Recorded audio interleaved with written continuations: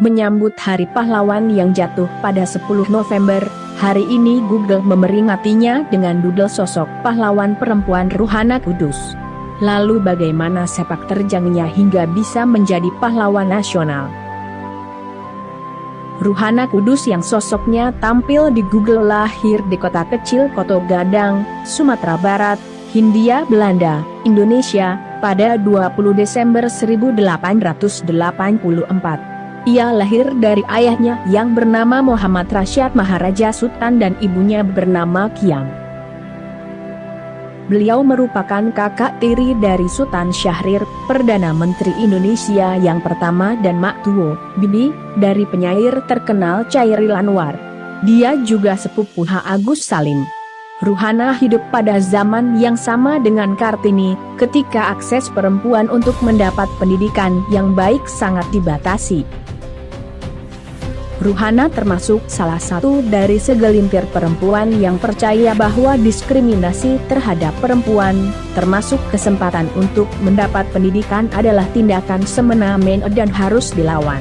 Dengan kecerdasan, keberanian, pengorbanan serta perjuangannya Ruhana melawan ketidakadilan untuk perubahan nasib kaum perempuan.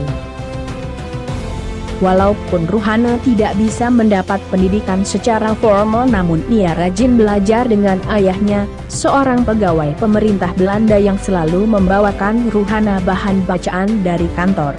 Keinginan dan semangat belajarnya yang tinggi membuat Ruhana cepat menguasai materi yang diajarkan ayahnya.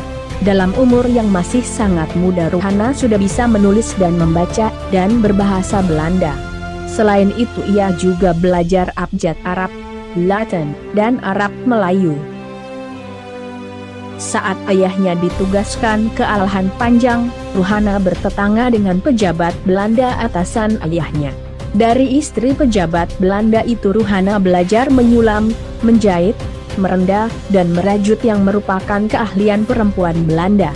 Di sini ia juga banyak membaca majalah terbitan Belanda yang memuat berbagai berita politik, gaya hidup, dan pendidikan di Eropa yang sangat digemari Ruhana. Setelah mendapatkan pendidikan, namanya semakin dikenal ketika ia menjadi jurnalis perempuan pertama tanah air. Pada 1911, ia mendirikan Sekolah Kerajinan Amai Setia, KAS, di Koto Gadang. Sembari aktif di bidang pendidikan yang disenanginya, Ruhana menulis di surat kabar perempuan, Putri Hindia. Ketika diberadal pemerintah Belanda, Ruhana berinisiatif mendirikan surat kabar, bernama Sunting Melayu, yang tercatat sebagai salah satu surat kabar perempuan pertama di Indonesia. Ruhana dinilai sebagai perempuan Indonesia pertama yang secara sadar memerankan dirinya sebagai seorang jurnalis. Dia bersedia meliput berita sekaligus menulis untuk kemudian dikirimkan ke media massa. Pengalamannya mendapat apresiasi dari Datuk Sultan Maharaja alias DSM, pemilik utusan Melaju yang kemudian mendukung Ruhana menerbitkan Sunting Melaju pada 10 Juli 1912. Sepanjang karirnya, Ruhana terus menulis artikel yang mendorong perempuan untuk membela kesetaraan dan melawan kolonialisme, dengan beberapa mencapai pengakuan nasional. Sebagian berkat perintis seperti Ruhana Kudus, banyak yang menganggap perempuan dalam jurnalisme Indonesia lebih kritis dan berani dari sebelumnya. Di Bukit Tinggi Ruhana mendirikan sekolah dengan nama Ruhana School.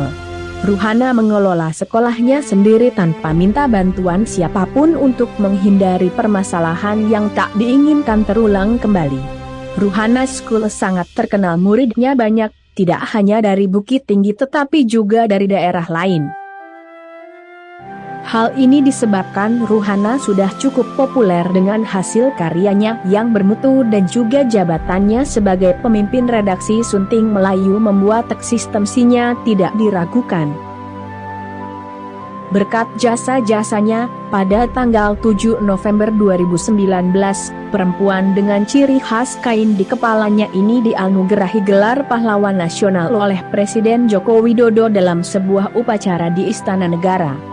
Yang menerima penghargaan mewakili keluarga ahli waris adalah Jane Idi, cucu dari Ruhana.